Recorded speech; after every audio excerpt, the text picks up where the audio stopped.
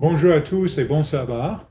Je m'appelle Tim Pebworth et aujourd'hui, je voudrais partager avec vous un sujet très important.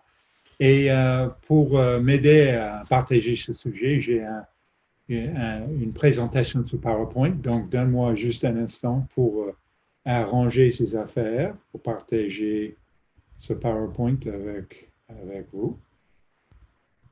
Voilà, j'espère que ça aide un petit peu. Donc, je voudrais commencer aujourd'hui euh, avec une histoire de quelqu'un que je vais appeler Claire, mais ce n'est pas son vrai nom. Euh, Elle a deux enfants, elle se droguait et en est venue à se prostituer pour gagner assez d'argent pour continuer à se droguer. Et un jour, elle et son petit ami étaient tellement sous l'influence de la drogue que lorsque leur fille de 2 ans est tombée sur un radiateur bruyant, elles n'ont pas entendu crier.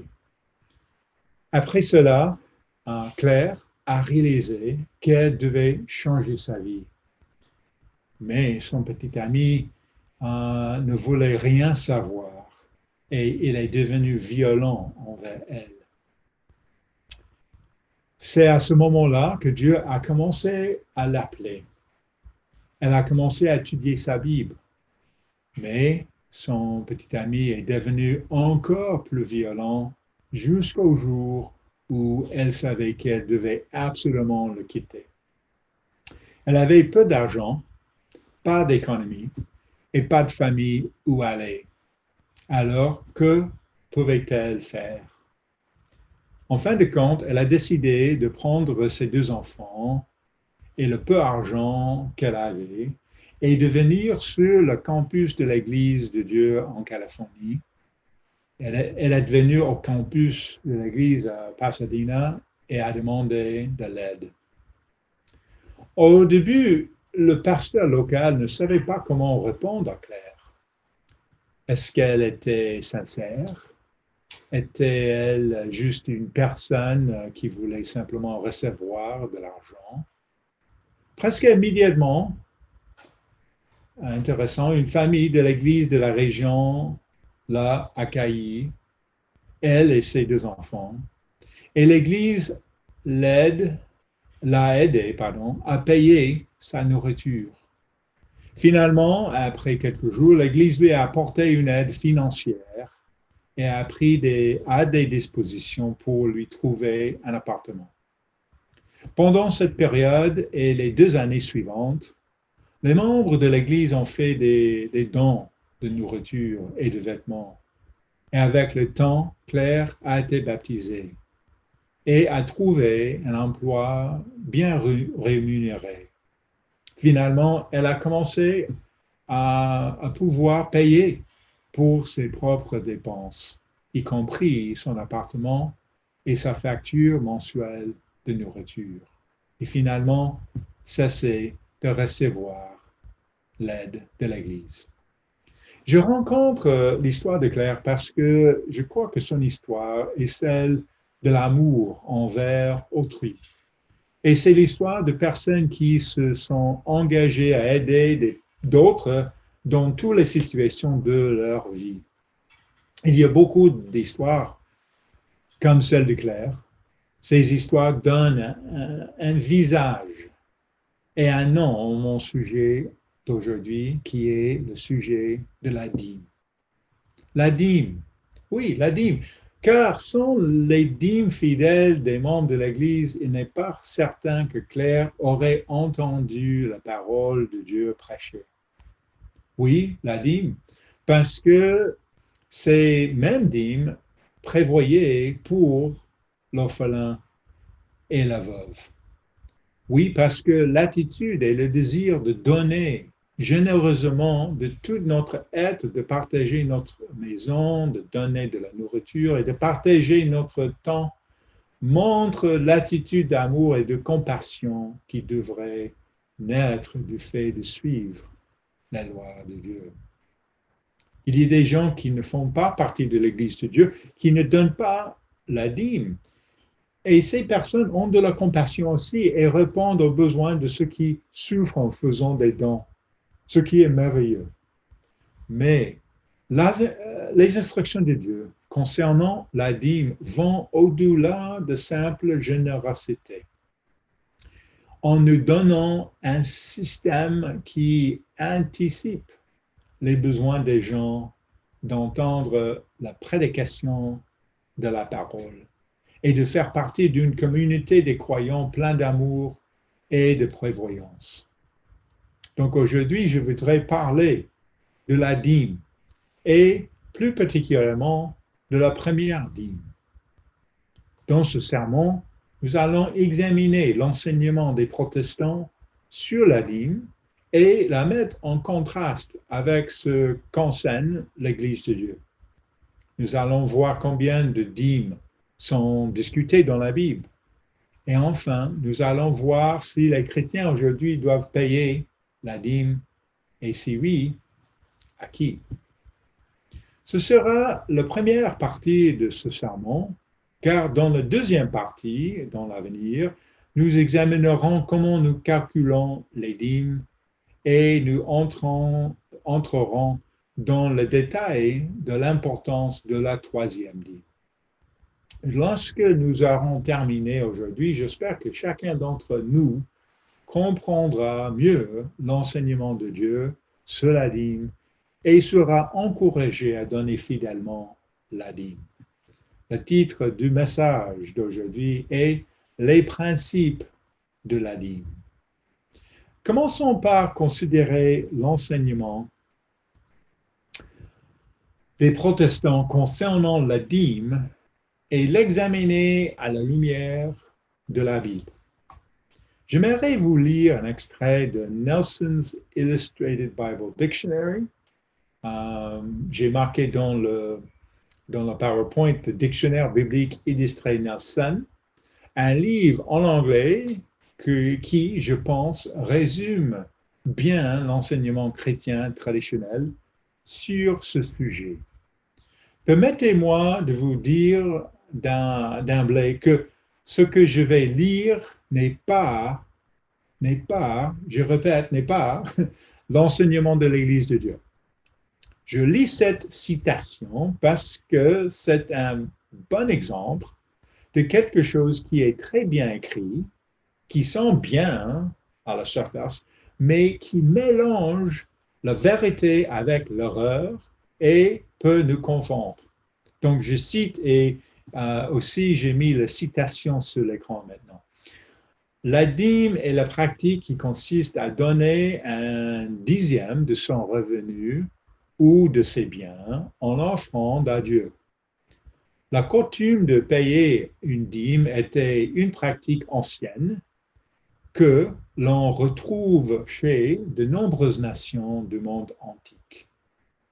Dans l'Ancien Testament,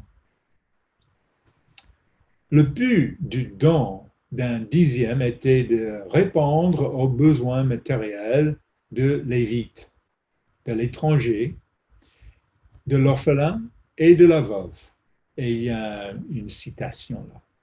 La dîme était une expression de gratitude envers Dieu par son peuple. La dîme était basée sur le fait de reconnaître que Dieu était propriétaire de tout ce qui se trouve sur la terre. Le prophète Malachie a indiqué que Israël avait voilé Dieu en retenant les dîmes et les offrandes.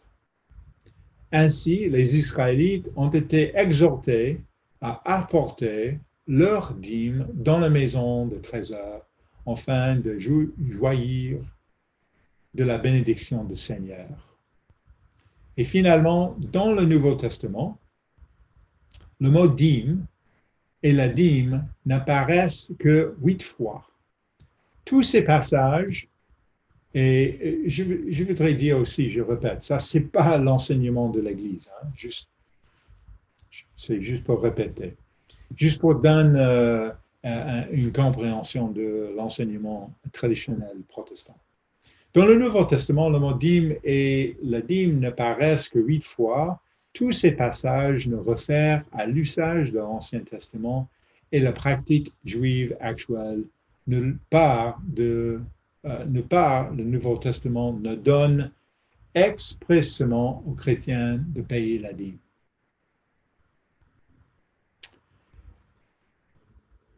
À nouveau, je répète, ceci c'est une citation protestante et ne représente pas la vérité biblique.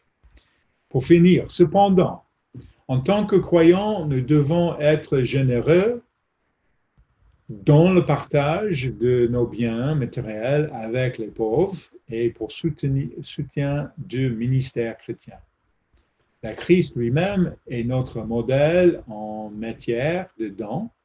Le don doit être volontaire. Volontaire, joyeux et donné à la lumière de notre responsabilité envers Dieu. Le don doit être systématique et ne doit en aucun cas se limiter à la dîme de nos revenus. Nous reconnaissons que tout ce que nous avons vient de Dieu. Nous sommes appelés à être de fidèles intendants et de tous nos biens. OK.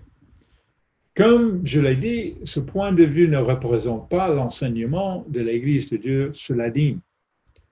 Soulignons et examinons les hypothèses dans ces articles. Premièrement, la dîme est une pratique ancienne empruntée à d'autres cultures, pas vraiment quelque chose d'unique à Dieu et à son peuple. Et deuxièmement, la question de la dîme et de nombre de dîmes n'est qu'un argument académique, car la dîme ne nous engage pas en tant que chrétiens. Elle a juste été instituée pour répondre aux besoins matériels du Lévite et de ceux qui sont dans le besoin. Le paiement de la dîme n'était obligatoire que pour les Israélites de l'Ancien Testament. Examinons l'idée que la dîme est une pratique ancienne empruntée à d'autres cultures. Donc, s'il vous plaît, reportez-vous à Genèse 47, et nous allons examiner cette question. Donc, Genèse 47 et verset 24, elle est marquée dans la présentation ici. En 47, verset 24, il dit ici, à la récolte, vous donnerez un cinquième à Pharaon, et vous aurez les 4 autres parties pour ensemencer les champs et pour vous nourrir avec vos enfants et ceux qui sont dans vos maisons. Donc, nous voyons ici que Joseph a mis en œuvre un hommage au roi. On trouve dans la littérature ancienne des références aux Phéniciens, aux Carthaginois, noirs, c'est des gens d'Afrique du Nord, et aux Lydiens qui donnaient tous une dîme à leur roi. Mais souvent, le terme dîme n'est pas utilisé, c'est un dixième.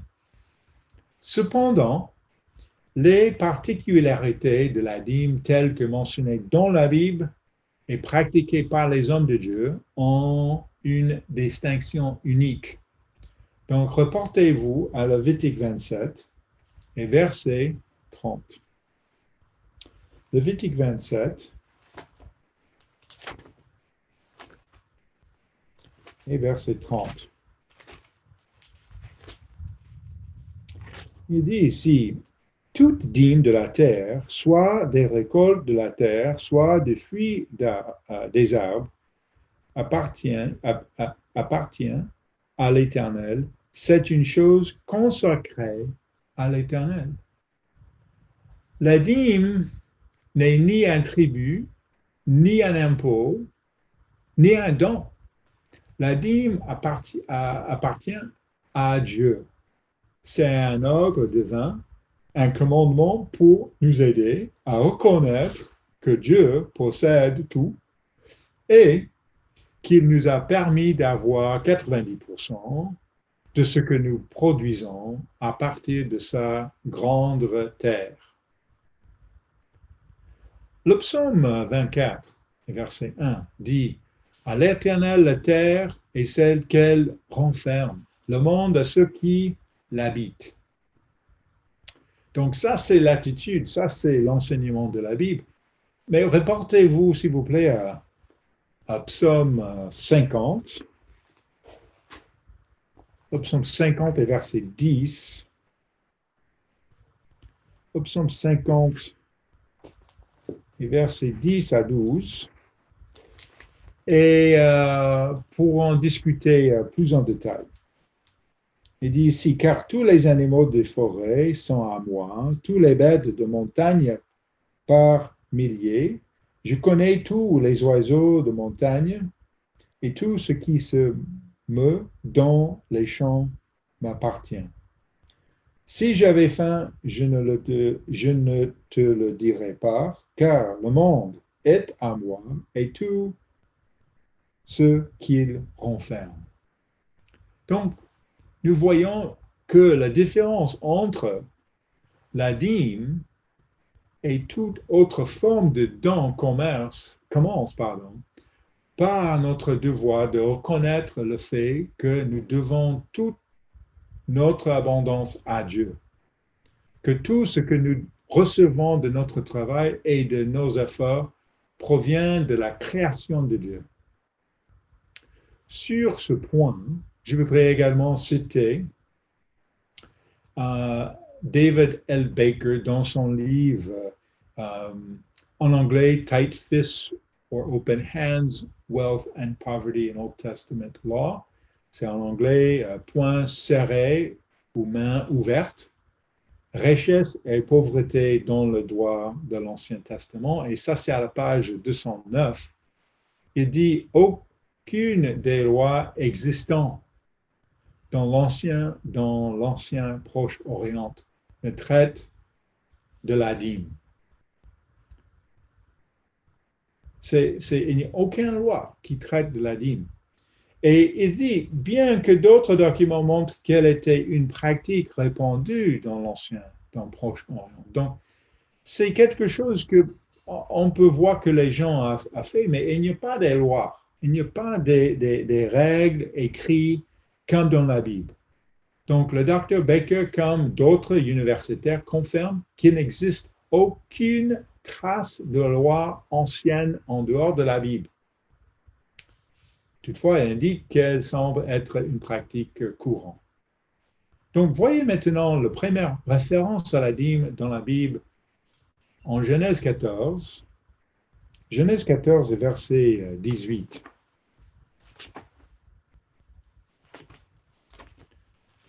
Genèse 14.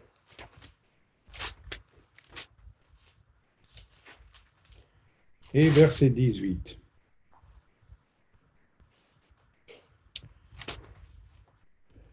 Melchizedek, roi de Salem, fit apporter du pain et du vin.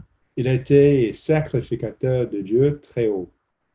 Il bénit Abraham et dit, « Béni soit Abraham par le Dieu très haut, maître du ciel et de la terre. Béni soit le Dieu très haut qui a livré tes ennemis entre tes mains. » Et Abraham lui donna la dîme de tout. Il a donné la dîme de tout. Nous voyons l'humilité chez Abraham.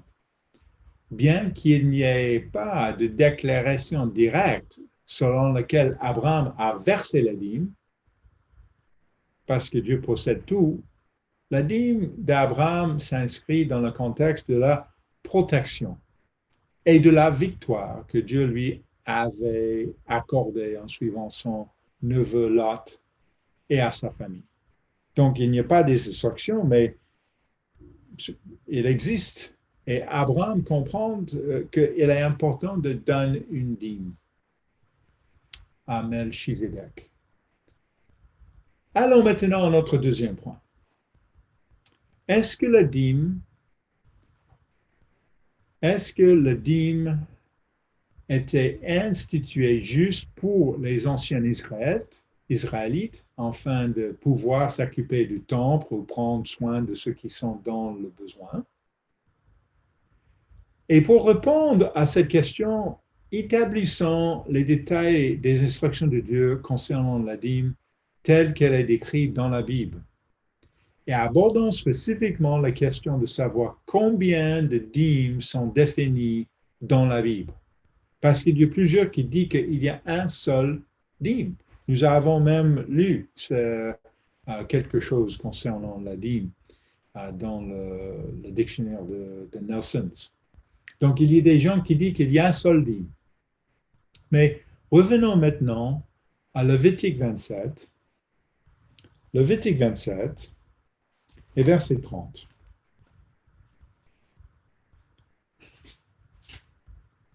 Lévitique 27 et verset 30. Nous avons lu il y a quelques minutes ce même verset, mais on va continuer à verset 31 et 32 aussi. Toute dîme de la terre, soit des récoltes de la terre, soit de fruits d'arbres, appartient à l'Éternel. C'est une chose consacrée à l'Éternel. Si quelqu'un veut racheter quelque chose de sa dîme, il y ajoutera un cinquième. Toute dîme de gros et de menu bétail, de tout ce qui passe sur le holet, sera une dîme consacrée à l'Éternel. C'est ce qu'on appelle souvent la première dîme. Notez quelques-unes de ces caractéristiques. La dîme est la dîme de Dieu et elle est sainte pour lui, donc elle est consacrée. Et aussi, il existait des règles spécifiques si la personne qui paye la dîme voulait convertir le grain, le produit agricole en argent. Donc ça, c'est deux caractéristiques qu'on peut voir ici dans le Lévitique 27. Mais remarquez aussi le livre de Nombre, chapitre 18. Nombre, chapitre 18 et verset 21 à 24. Et on peut voir aussi une autre caractéristique, je crois que très importante. Il dit, je donne comme possession aux fils de Lévi toute dîme en Israël pour le service qu'ils font, le service de la tente d'assignation. Et je saute au verset 23 maintenant. Les Lévites feront le service de la tente d'assignation et ils resteront chargés de leur iniquité. Ils n'auront point de possession au milieu des enfants d'Israël. Ce sera une loi perpétuelle parmi vos descendants. Verset 24. Je donne comme possession aux Lévites les dîmes que les enfants d'Israël présenteront à l'Éternel par élévation. C'est pourquoi je dis à leur égard, il n'aura point de possession au milieu des enfants d'Israël. Donc, une caractéristique ici, au verset 21 et juste 24, c'est essentiel de cette dîme et donc qu'elle est donnée aux Lévites en héritage. Et remarquez au verset 26 que même les Lévites devaient payer la dîme de la dîme qu'ils recevaient. Verset 26. Tu parleras aux Lévites et tu leur diras, lorsque vous recevrez des enfants d'Israël la dîme que je vous donne de leur part comme votre possession, vous en prélèverez une offrande pour l'Éternel, une dîme de la dîme. Une dîme de la dîme. Et votre offrande vous serez comptée comme le blé qu'on prélève de l'air et comme le mou qu'on prélève de grave. Donc, ça c'est, en résumé donc, le but de cette dîme est très clair, exposé. C'est pour Dieu et Dieu l'a donné aux Lévites. Donc, 100% c'est pour Dieu et il donne 10% aux Lévites. Ça, c'est des caractéristiques. On peut voir dans la présentation des choses que nous avons lues dans ces deux passages bibliques. Examinons maintenant un autre type de dîme qui est décrit dans le Deutéronome 14 et verset 22. Donc, s'il vous plaît, reportez-vous au Deutéronome 14 et verset 22. Et on va lire jusqu'au verset 27. Et quand je lis, considérez les caractéristiques de cette dîme ici. Tu lèveras, il dit, la dîme de tout ce que produira ta sémence, de ce que rapportera ton champ chaque année. Et tu mangeras devant l'Éternel ton Dieu, dans le lieu qu'il choisira, pour y faire résider son nom, la dîme de ton blé, de ton mou et de ton huile, et les premiers-nés de ton gros et de ton menu bétail, afin que tu apprennes à craindre toujours l'Éternel ton Dieu. Verset 24. Peut-être, lorsque l'Éternel ton Dieu t'aura béni, le chemin sera-t-il trop long pour que tu puisses transporter ta dîme à cause de ton éloignement de lieu qu'aura choisi l'Éternel ton Dieu pour y faire résider son nom. Verset 25. Alors, tu échangeras ta dîme contre de l'argent, tu seras cet argent dans ta main et tu iras au lieu que l'Éternel ton Dieu aura choisi.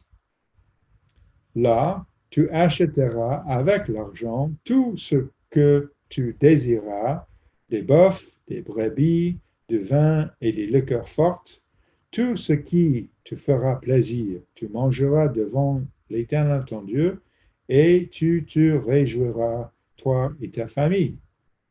Tu ne délaisseras point le Lévite qui sera dans tes portes, car il n'a ni part ni héritage avec toi. La Bible n'utilise pas de termes distincts pour différencier cette dîme de l'autre dîme dont nous venons de parler. C'est pourquoi certaines personnes soutiennent qu'il n'y a qu'une seule dîme. Mais notez que les caractéristiques de cette dîme sont très différentes. Dans la littérature extra-biblique, que nous examinerons prochainement, elle est généralement appelée la deuxième dîme. Remarquez comme elle se distingue des autres dîmes que nous venons d'examiner. Il n'est pas question de donner cette dîme à qui que ce soit. Il n'y a aucune référence au fait de donner cette dîme aux Lévites, sauf que peut-être pour n'oublier pas à la fin. Le vers dit que la dîme est destinée à être gardée et consommée en présence du Seigneur dans le lieu qu'il choisit. Ça, c'est, notez que j'ai lu ça plusieurs fois. Et aussi, lorsque nous comparons ces termes au Deutéronome 16 et verset 15, où la fête des tabernacles est mentionnée, nous voyons la même phrase, dans le lieu que choisira l'Éternel. Et elle se produit à la même époque de l'année. Et cette dîme peut être échangée contre de l'argent. Et si le voyage est trop long, si le voyage est trop long. Et finalement, la personne qui paye la dîme peut utiliser la dîme pour acheter tout ce qu'elle désire. Donc, les caractéristiques de cette dîme est très différentes d'autres descriptions que nous avons lues dans Lévitique 27 et Nombre 18. Et remarquez l'importance de ce concept d'aller à un endroit que Dieu choisit dans Deutéronome 12 et versets 4 à 7. Donc, regardez Deutéronome 12 et versets 4 à 7. vous agirez pas ainsi à l'égard de l'Éternel, votre Dieu. Le contexte est que les nations qui les entourent se rendent sur les hauts lieux du culte. Mais Dieu leur a dit de ne pas le faire. Ça veut dire que au lieu de choisir d'aller dans les hauts lieux, c'est Dieu qui va choisir le lieu. Donc, remarquez verset 5. Mais vous le chercherez à sa demeure et vous irez au lieu que l'Éternel, votre Dieu, choisira parmi toutes vos tribus pour y placer son nom. Et on peut continuer à verset 6. C'est là que vous présenterez vos holocaustes, vos sacrifices, vos dîmes, vos prémices, vos offrandes, en accomplissement d'un vœu, vos offrandes volontaires et les premiers-nés de votre gros et de votre menu bétail. Verset 7. C'est là que vous mangerez devant l'Éternel votre Dieu et que vous et vos familles vous ferez servir à votre joie tous les biens par lesquels l'Éternel votre Dieu vous aurait béni. Cela indique clairement que Dieu voulait que son peuple prenne ses sacrifices, ses dîmes et ses offrandes et se rende à un endroit qu'il choisirait pour lui. En fait, dans verset 17, il a dit que nous ne pouvons pas utiliser la dîme chez nous, dans nos portes, comme le dit ce passage. Regardez verset 17. Il dit, tu ne pourras pas manger dans tes portes la dîme de ton blé, de ton meau, de ton huile, ni les premiers-nés de ton gros et de ton menu bétail, ni aucune de ces offrandes en accomplissement d'un vœu, ni tes offrandes volontaires, ni tes prémices. Donc, ça, c'est vraiment différent. Il y a un dîme qu'on peut voir les caractéristiques, c'est pour donner aux Lévites. Il y a un dîme qu'on n'a pas le droit de manger dans votre maison. Il faut aller dans un endroit pour consommer. Donc, il y a des différences. Mais certains érudits ont fait valoir qu'il ne s'agit pas d'une deuxième dîme, mais de la même dîme que celle mentionnée de Lévitique et de Nombre. C'est juste qu'avant de donner la dîme aux Lévites, ils organisaient une fête et avec une partie de celle-ci. Peut-être c'est inutile de dire, mais cet argument devient délicat, car il n'y a aucune indication sur la quantité qui serait utilisée pour la fête et sur la quantité qui sera donnée aux Lévites. Imaginez, moi j'ai 1000 euros, donc moi je vais dépenser 999 pour moi, et voilà 1 euro pour vous, le Lévite. Non, il n'y a rien dans ces instructions comme ça. Étant donné le détail extrême des passages, il est vraiment étrange d'imaginer que cela ne serait pas expliqué. Donc, il y a 2 dîmes ici, vraiment 2 dîmes. Examinons maintenant une autre dîme qui est mentionnée dans le Deutéronome 14 et versets 28 et 29. Donc, revenons, Deutéronome chapitre 14, versets 28 et 29. Au bout de 3 ans, tu sortiras toute la dîme de tes produits pendant la 3e année et tu la déposeras dans tes portes.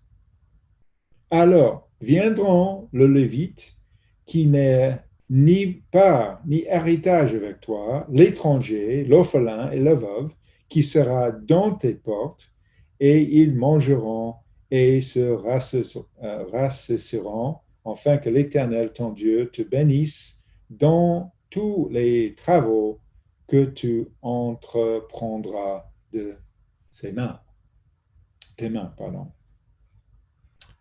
OK. Quelles sont les caractéristiques de cette dîme?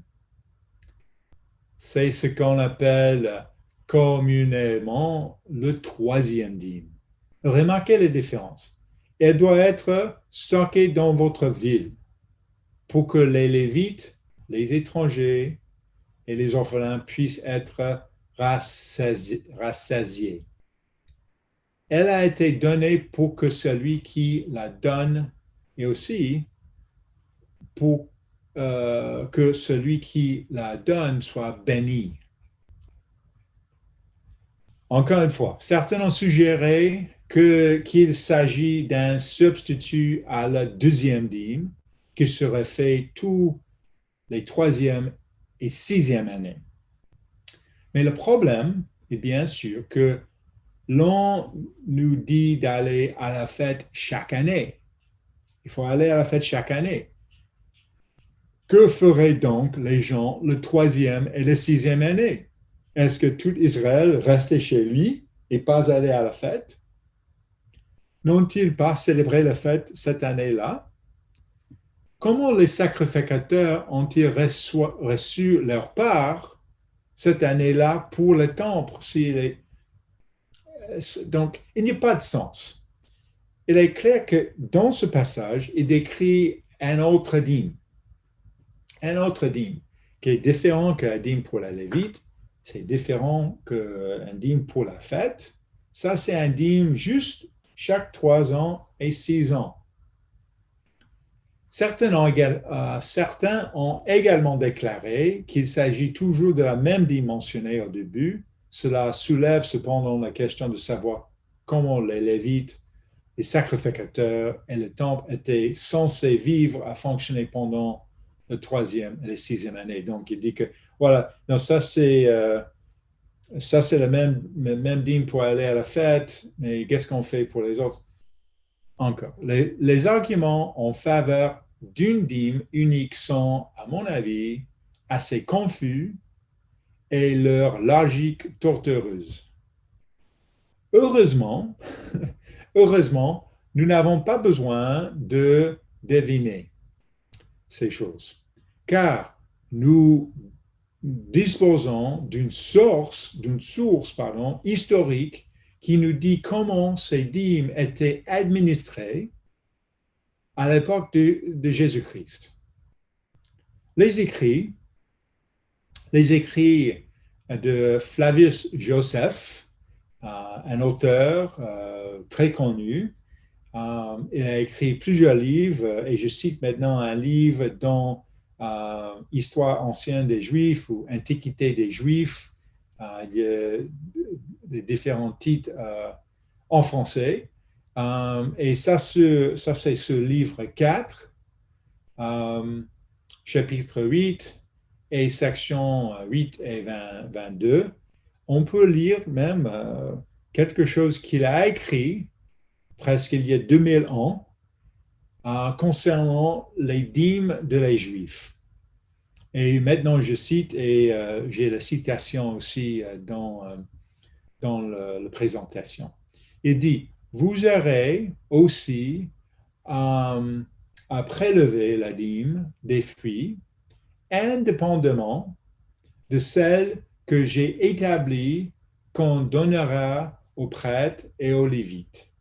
Cette dîme sera vendue dans vos villes respectives et elle sera affectée à des repas et à des sacrifices qui se feront dans la ville sainte.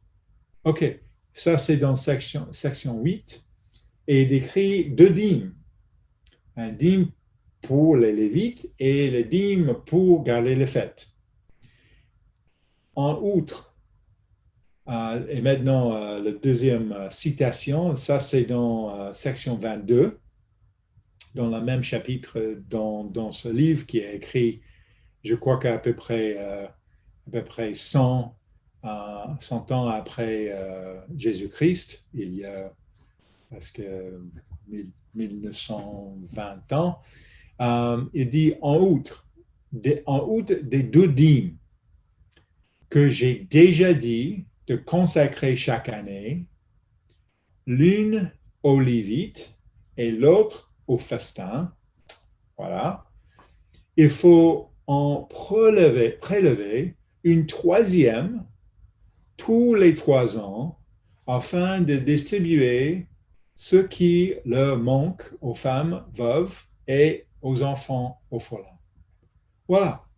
Ça, c'est une citation de Joseph, 80, 80 ans, 70 ans après la mort de Jésus-Christ, avec la mort et la résurrection de Jésus-Christ. Nous pouvons donc constater une pratique historique claire de paiement de 3 dîmes.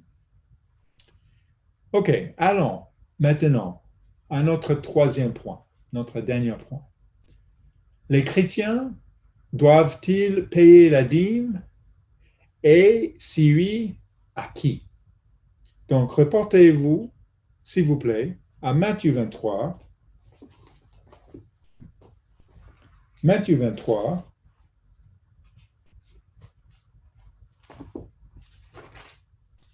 Et verset 23.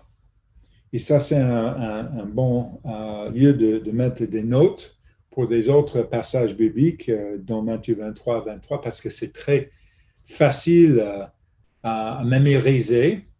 Donc, Matthieu 23, verset 23, il dit « Malheur à vous, scribes et pharisiens hypocrites, parce que vous payez la dîme de la montre, de la natte et du commun, et que vous laissez ce qui est le plus important dans la loi, la justice, la miséricorde et la fidélité.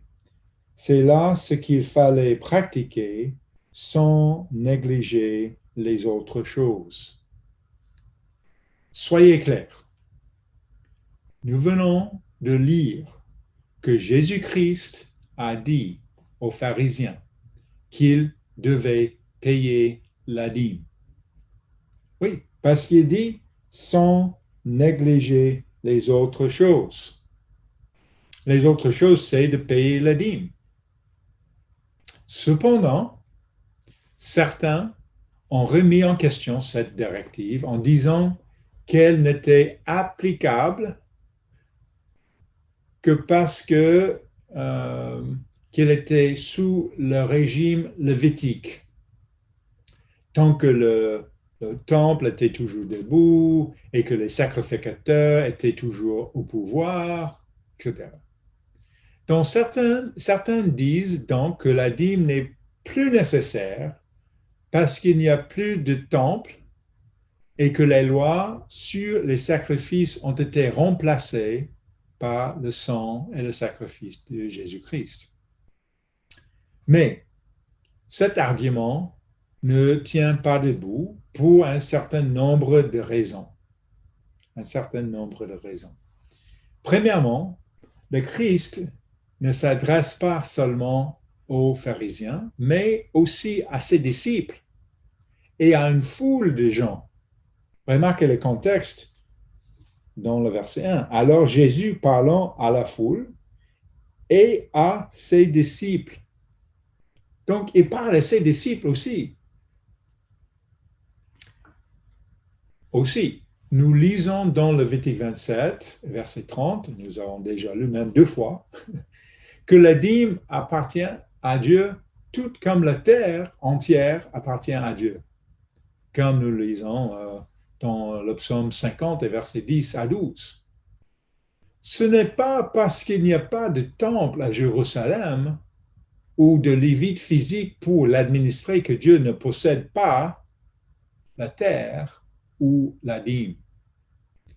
Enfin, la dîme était un principe intérieur à la construction du temple, comme nous l'avons noté avec l'exemple d'Abraham dans la Genèse lorsqu'il donna la dîme à Melchizedek. Lorsque les gens commence à essayer d'expliquer les paroles de Jésus-Christ, à cet égard, il commence à devoir expliquer beaucoup de choses. Avancer l'argument que ce que Jésus a dit était bon pour ses disciples à l'époque, parce qu'il parle à ses disciples, mais pas pour ses disciples aujourd'hui, n'a aucun sens. Heureusement, nous n'avons pas besoin de deviner ces choses, car nous avons des instructions à ce sujet dans le livre des Hébreux. Donc, ce n'est pas nécessaire pour nous de considérer qu'est-ce qu'on peut faire. Reportez-vous à Hébreux 7 et regardez versets 1 à 12. Donc, il y a beaucoup de choses à lire, mais je crois qu'il est important quand même de regarder les instructions dans la Bible. Et on peut lire ensemble. J'ai noté juste quelques passages dans la présentation, mais on peut lire ici. Il dit, Hébreux 7 et verset 1. En effet, ce Melchizedek était roi de Salem, sacrificateur de Dieu, très haut. Il alla au-devant d'Abraham lorsqu'il revenait de la défaite des rois, non, les fêtes, mais défaite des rois, et il le bénit. Et Abraham lui donna la dîme. Okay? Nous avons lu cette histoire et maintenant l'auteur ici est en train d'expliquer la signification de cette histoire. Lui donna la dîme de tout. Et il est d'abord roi de justice, d'après la signification de son nom, ensuite le roi de Salem, c'est-à-dire roi du paix. Verset 3. Il est sans père, sans mère, sans généalogie. Il n'a ni commencement de jour, ni fin de vie, mais il est rendu semblable au Fils de Dieu. Ce Melchizedek demeure sacrificateur à perpétuité. OK, ça c'est une description de cette figure. Il est un type de Christ, même peut-être il est Christ. Ça c'est la personne qu'Abraham a payé sa dîme à ce figure de Melchizedek. Verset 4. Considérez combien est grand celui auquel le patriarche Abraham donna la dîme du butin. Ceux des fils de Lévi qui exercent le sacerdoce ont, d'après la loi, l'ordre de lever la dîme sur le peuple, c'est-à-dire sur leurs frères, qui cependant sont issus des reines d'Abraham. Donc, il encore renforce la loi que les gens doivent payer leur dîme. C'est un loi là-bas, c'est un loi pendant le temps de Jésus-Christ, et ça continue, mais il est en train de répondre aux questions que qu'est-ce qu'on va faire sans un temple, sans des autres choses. Au verset 6, et lui qui ne tirait pas de son origine, il leva la dîme sur Abraham et il bénit celui qui avait les promesses. Or, c'est sans contredit l'inférieur qui est béni par le supérieur. Et verset 8. Et ici, ceux qui perçoivent la dîme sont des hommes mortels. Mais là, c'est celui dont il est attesté qu'il est vivant. De plus, Lévi, qui perçoit la dîme, l'a payé pour ainsi dire par Abraham, car il était encore dans le règne de son père lorsque Melchizedek alla au-devant d'Abraham. Mais remarquez maintenant verset 11. Si donc leur perfection avait été possible par le sacerdoce lévitique, car c'est sur ce sacerdoce qui repose la loi donnée au peuple, était-il encore nécessaire qu'il paraisse un autre sacrificateur selon l'ordre de Melchizedek et non selon l'ordre d'Aaron? Verset 12, car le sacerdoce était changé, il y a aussi nécessairement un changement de loi. Certains déforment cette discussion pour faire valoir que la loi telle qu'elle est décrite dans les livres de Moïse est annulée ou supprimée. C'est un sujet, bien sûr, pour un autre jour. Mais aujourd'hui, nous devrions nous concentrer sur le contexte clair du message.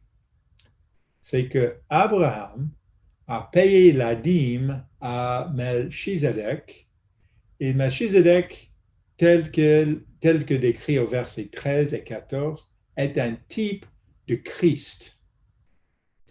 Donc, nous voyons dans le livre des Hébreux que nous ne donnons pas la dîme pour que les Lévites aient un héritage. Et nous ne donnons pas la dîme pour que les Lévites puissent ensuite la donner à une classe de sacrificateurs pour le service dans le temple. Toutefois, nous donnons plutôt la dîme pour faire avancer le plus grand dessein de Dieu, dont les devoirs sacerdotaux des sacrifices n'étaient qu'un avant-goût. Dieu a envoyé son Fils qui a chargé ses disciples de continuer une œuvre bien spécifique dans le temple spirituel qui est l'Église, et cela jusqu'à son retour. Nous voyons ce bout dans Matthieu 28, verset 18 et verset 20, où il est dit que d'aller faire des disciples et d'enseigner à toutes les nations à observer toutes ces choses que le Christ a enseignées. Et il nous est commandé de payer la dîme aujourd'hui, tout comme le peuple de Dieu depuis Abraham jusqu'à Moïse, Néhémie et les disciples. Aujourd'hui, nous versons nos dîmes à ceux qui sont chargés d'administrer le travail de l'Église dont Jésus-Christ est le chef. Voyons ce concept de versement de la dîme aux responsables de la maison de Dieu dans Néhémie 10 et verset 35. Néhémie 10,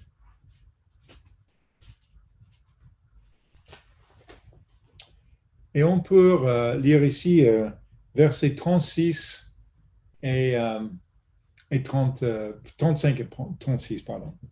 Il dit, nous résolûmes d'apporter chaque année à la maison de l'Éternel les prémices de notre sol et les prémices de tous les fruits de tous les arbres, d'amener à la maison de notre Dieu aux sacrificateurs qui font le service dans la maison de notre Dieu. Il est dit qu'il a porté leur dîme aux sacrificateurs qui font le service dans la maison de notre Dieu. Néhémie, dans ce passage, souligne l'objectif plus large de la dîme. À cette époque, les Lévites rendaient au service dans la maison de Dieu. Remarquez maintenant au verset 37. Il dit, d'apporter au sacrificateur dans les chambres de la maison de notre Dieu les prémices de notre pâte et de nos offrandes, de fruits et de tous les arbres, de mou et de l'huile, et de livrer la dîme de notre sol aux Lévites qui doivent le prendre eux-mêmes dans toutes les villes situées sur la terre que nous cultivons. Et verset 38. Le sacrificateur, fils d'Aaron, sera avec les Lévites quand ils lèveront la dîme, Et les Lévites apporteront la dîme, de la dîme à la maison de notre Dieu, encore la maison de notre Dieu, dans les chambres de la maison de trésor. Car les enfants d'Israël et les fils de Lévi apporteront dans ces chambres les offrandes de blé, de mou et d'huile. Là sont les ustensiles du sanctuaire, et de ce tient les sacrificateurs qui font le service, les portiers et les chantres. Et à la fin, il dit, c'est ainsi que nous résolûmes de ne pas abandonner la maison de notre Dieu. Comme dit le verset 39, il dit, l'objectif principal de la dîme était de soutenir la maison de Dieu. Pour ceux qui accomplissent un service dans la maison de Dieu, une dîme doit être payée. Et le livre des Hébreux indique clairement que la distinction ethnique mentionnant les Lévites est moins importante que le but principal de la chose. Le principe le plus important est que la dîme va à Melchizedek, c'est-à-dire au Christ, pour remplir ses objectifs. Et comme le dit l'auteur des Hébreux, verset 12, le sacerdoce était changé, il y a aussi nécessaire un changement de loi. Le sacerdoce a changé et donc aussi la loi de la dîme a changé. En conclusion, dans l'introduction, j'ai partagé avec vous l'histoire de Claire, en essayant de vous donner ce que j'appelle le visage humain de la dîme.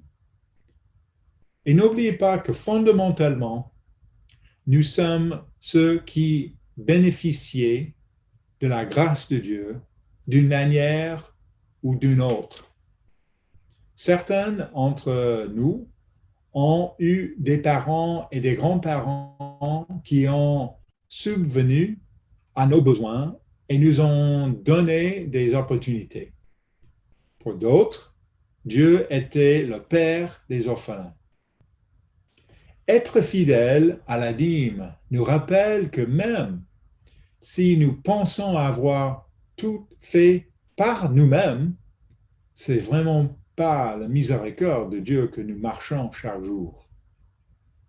Les gens peuvent choisir leur organisation caritative préférée parce qu'ils veulent faire une différence dans la vie des gens, qu'il s'agisse de recherche sur le cancer, d'aide à l'alimentation des enfants ou de soutien à l'éducation. Et cela est formidable.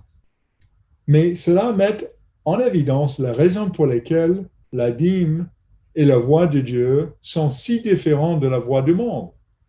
La dîme est une loi, un commandement. Ce n'est pas un don volontaire, un choix personnel ou un impôt. Tout appartient à Dieu et qui dit que ceux qui ne la versent pas le volent. Ce que Dieu est inspiré de faire avec ses dîmes, c'est son choix. Ce n'est pas notre argent.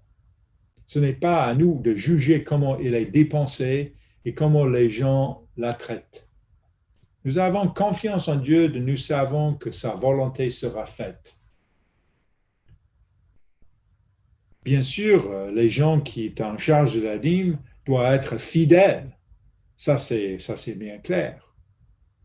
Mais par nos dîmes, Dieu ouvre la porte à ceux qui désirent appeler. Qu'il s'agisse d'une mère célibataire avec 2 enfants, fouillant la drogue, ou pour payer pour une salle d'assemblée où le peuple de Dieu peut se réunir, ou encore d'un site Internet vers lequel Dieu peut attirer les personnes en quête de compréhension. Dieu n'a pas besoin de nous pour faire ce travail, mais il nous choisit et observe comment nous allons penser à ce qu'il nous a donné. Restons fidèles dans nos dîmes. Restons fidèles à Dieu et à ses lois et continuons à participer à sa grande œuvre. Je vous souhaite un bon sabbat.